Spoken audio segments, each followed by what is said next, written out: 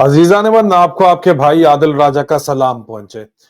अजीज़ान मन सुहेल आफरीदी के बयानात ने इस वक्त जीएचक्यू और पारा की नाक में दम किया हुआ है और थरथली मची हुई है इन बयानात की वजह से। 27वीं तरमीम पिछले वीलॉग में अगर आप सुने तो वहां भी मामलात खैबर पख्तूनख्वा को 3 हिस्सों में तोड़ के मामलात कंट्रोल करने के बारे में है, लेकिन आपको अच्छे तरीके से इल्म तो है कि किस तरह पीटीआई को अंदर से काबू करके कॉम्प्रोमाइज करके, भाई पाकिस्तान है, मजबूरी है, करना पड़ता है, क्या करें, आप तो बाहर बैठे हुए, आप लोगों को क्या पता, इस तरह के जो बहाने हैं। वो कहते हैं ना कि माना रामी ते उजता ज़ार पंजाबी में कहा जाता है, कहावत है। तो इसीलिए जो है वाज़े तौर के ऊपर इसमें किसी किस्म का कोई शक नहीं है कि माइनस इमरान खान पीटीआई को कामयाबी से चलाया जा रहा था। चाहे वो शेर अफजल मरवत ग्रुप हो, चाहे वो स्वीट बॉय अली अमीन गंडपुर ग्रुप हो, सबको एक्सपोज किया। चाहे वो सिंध के अंदर हलीम आदिल शेख ग्रुप हो, उनको एक्सपोज किया, उनकी मुलाकातों को, जो सोराब गोड से आगे उनकी परवाज ही नहीं जाती। और उसके ऊपर सुना है कि शदीद तरीन गुस्से में मेरे खिलाफ गुज़िश्ता रोज या आज प्रेस कॉन्फ्रेंस एक दफा फिर की गई है। क्या बात है, प्रेस कॉन्फ्रेंस तो मेरे खिलाफ शेर अफजल मरवत साहब ने भी की, आप भी कर लें हलीम आदिल शेख साहब, मैं आपको जो है हीरो मानूंगा। आप सिर्फ ऐसा करें कि सोराब गोड से आगे निकलें, कराची तक खैबर लॉन्ग मार्च करें, इमरान खान को आजाद करवाएं। अगर आप लोग ठीक होते, कॉम्प्रोमाइज ना होते, तो क्या अब तक इमरान खान आजाद ना हो चुके होते? आलिया हमजा साहिबा को भी फुल अथॉरिटी चाहिए पंजाब के अंदर अपनी मर्जी से लोगों को लगाने की और उखाड़ने की, और वो समझती हैं कि उनके खिलाफ कोई साजिश रचाई जा रही है। कभी वो सेक्रेटरी जनरल को जो है उसको निशाना उनका ग्रुप बनाता है जो लाहौरी ग्रुप है, कभी किसी को निशाना बनाता है, कभी कर्नल फाइक से जाके मुलाकातें की जाती हैं, कभी मेरे खिलाफ बयानात दिलवाए जाते हैं, पहले कर्नल सैयद अकबर हुसैन को फोन करवाए जाते हैं, फिर मुझे बराह रास्त फोन करवाए जाते हैं, मैं सच बोलने से फिर भी बाज नहीं आता, तो फिर मेरे खिलाफ हर्जा सराई की जाती है। लेकिन क्या आप लोगों ने कभी ये सोचा कि इमरान खान आज दिन तक आजाद क्यों नहीं हो सके? अगर ये लोग कॉम्प्रोमाइज ना होते, अगर ये पुरअमन एहतजाज कर रहे होते, अगर ये सिलसिला जारी और सारी रहता, तो क्या अभी तक इमरान खान जेल के अंदर होता? सुहेल आफरीदी के बयानात जिनकी वजह से पारा और जीएचक्यू की नाक में दम है, उसमें से सबसे ज्यादा उन्होंने आते ही जो पहला दबंग किस्म का बयान जरगे के अंदर दिया वो ये था, सुन लीजिए। मेरे किसी मासूम शहरी की इस दफा जान नहीं जाएगी, अगर जाएगी तो इंशाअल्लाह ताला उसका हिसाब किताब भी होगा और डंके की चोट पे होगा इंशाअल्लाह। इस बयान के बाद सुहेल आफरीदी की अभी तक काबीना नहीं बनाने दी गई, इमरान खान से मुलाकात नहीं करने दी गई। इमरान खान साहब शदीद गुस्से में हैं इस वक्त कि मेरी सुहेल आफरीदी से मुलाकात क्यों नहीं करने दी जा रही, और ये सारे नमूने खड़पैंच किस्म के जो नमूने हैं, जो वहां पे जाके जनाब वहां पे कहते हैं ये जरा खान साहब ये साइन कर दें, ये अलीम आदिल शेख ये कह रहे हैं ये कर दें, आलिया हमजा ये कह रही हैं ये कर दें, और बाहर आके अपनी मर्जी से कहते हैं खान साहब ने कर दिया हो गया। और वहां पे मिशाल यूसुफजई साहिबा जाती हैं, वो अपनी कहानियां, सेनेटर क्या आपके क्रेडेंशियल्स हैं कि आप बन गए, सवाल तो बनता है। और ये लोग एक मखसूस ग्रुप को खान साहब से मुलाकातें करवा के माइनस इमरान खान, आप मुझे बताएं क्या मैं झूठ बोल रहा हूं? मेरे खिलाफ आपको प्रेस कॉन्फ्रेंसेस नहीं करनी पड़ेगी, खुदा गवाह है, अगर अवाम आपके ऊपर एतबार कर ले तो। देखिए, actions speak louder than words. आपके अमाल जो हैं वो आपके अल्फाज पे भारी होते हैं, और इन्नमल अमालु बिन्नियात, नीयत का दारोमदार अमाल के ऊपर है। हरकतें आपकी ये हैं और बातें आपसे जितनी मर्जी करवा लो।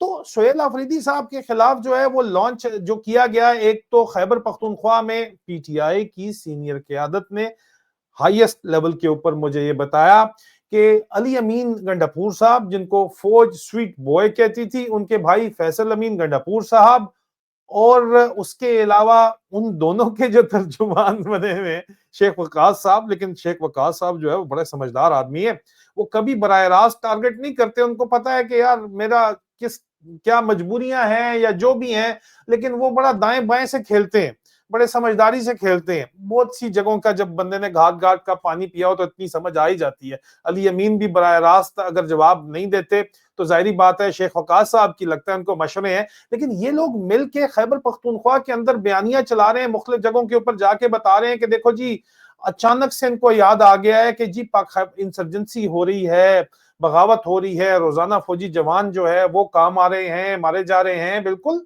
सही बात है, आपको पहले नहीं पता था। और जब सुहेल अफरीदी ने यह बयान दिया है तो उसके खिलाफ डीजी आईएसपीआर साहब को भी पिंडी से आके पेशावर में प्रेस कॉन्फ्रेंस करनी पड़ी। थल्ली मची हुई है। बड़े बड़े लोगों ने बयान दिए जो कि पहले पीटीआई की घात का पानी पीते थे, जिनका मैं नाम लेता हूं वो सारे जाके चौहान ही निकलते हैं। आपको पता ही है वो क्या उसका फैज चौहान क्या नाम है उसका। तो वो सारे वही निकलते हैं, जाके वही बातें करते हैं। इन लोगों ने कितनी बड़ी बड़ी बड़के मारी। कोई डब्बू एक तरफ से भौंक रहा, कोई कुछ कर रहा कि जनाब ये लोग जो है ये आप जो मर्जी कर लें, सुहेल अफरीदी को हुकूमत नहीं चलने देंगे। और अभी 27वीं तरमीम ला रहे हैं ताकि सुहेल अफरीदी के पास बचे ही सिर्फ पेशावर से, स्वाबी से पेशावर तक ही कोई छोटा मोटा इलाका बन जाए और 3 हिस्सों के अंदर ये बांट दें। एक सूबे की हुकूमत जो है वो मौलाना फजल रहमान को दे दें, एक अपने लोगों को दे दें, ताकि छोटी छोटी रीजनल पार्टीज हों, डिवाइड एंड रूल इनको किया जाए। ये बयानात मेरी पीटीआई की सीनियर मोस्ट लीडरशिप के मुताबिक अली अमीन साहब जो दे रहे हैं, फैसल अमीन या शेख वकास साहब जुमानी किस्म के बयान दे रहे हैं कि यार वो नौजवान है यार, छोड़ो उसको, सुहेल अफरीदी वो यूथ है यार, वो आईएसएफ वाला है यार, वो कहां से आया यार।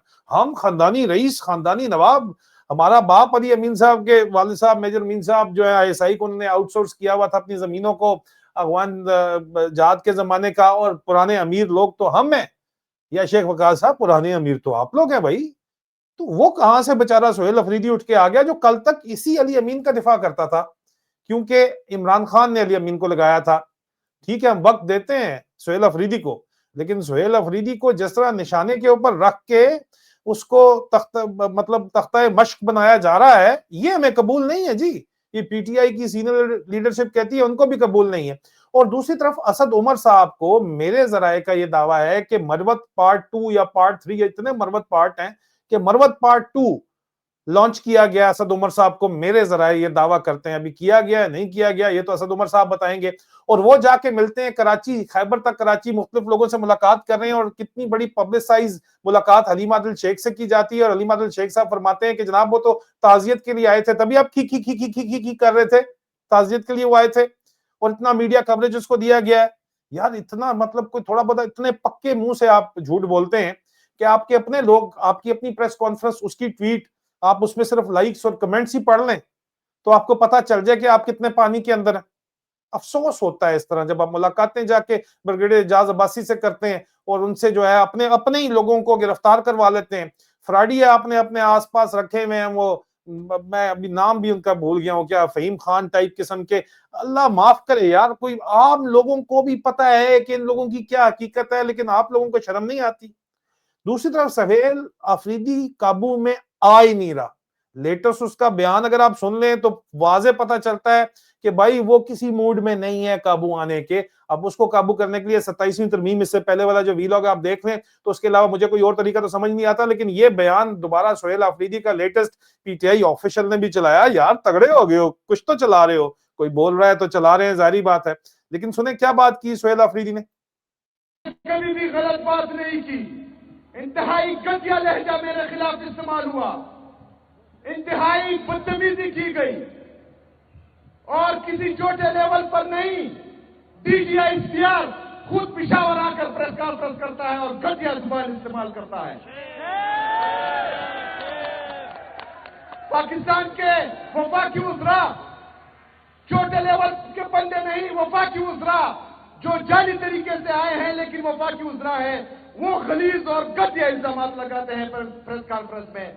लेकिन मैं इमरान खान का सिपाही हूं, मैं कबायली हूं, मैं पश्तून हूं, उनका मैंने कभी जो है गलत तरीके से जवाब नहीं दिया उनको। मैं सिर्फ जाते जाते एक बात आपको बता दूं, पंजाब में इस वक्त पंजाबी अगर समझ रहे हैं कि आसिम मुनीर उनको बख्श देगा, या सिंध में सिंधी समझ रहे हैं कि उनको बख्श देगा, तो उनको बलूचिस्तान और खैबर पख्तूनख्वा से सबक अगर अभी भी नजर नहीं आ रहा तो वो किसी बहुत ही बड़ी भूल के अंदर बैठे हुए। सबकी बारी आएगी, सब फड़े जाएंगे। और मैं हैरान उन लोगों के ऊपर जो होता हूं, जो लोग बड़े बड़े बुलंद बांग दावे करते हैं कि सबकी बारी आ जाएगी, सब के सब पकड़े जाएंगे, एक एक करके हमें मारेंगे, और अपने ऊपर जब बारी आती है तो पतली गली से निकल जाते हैं।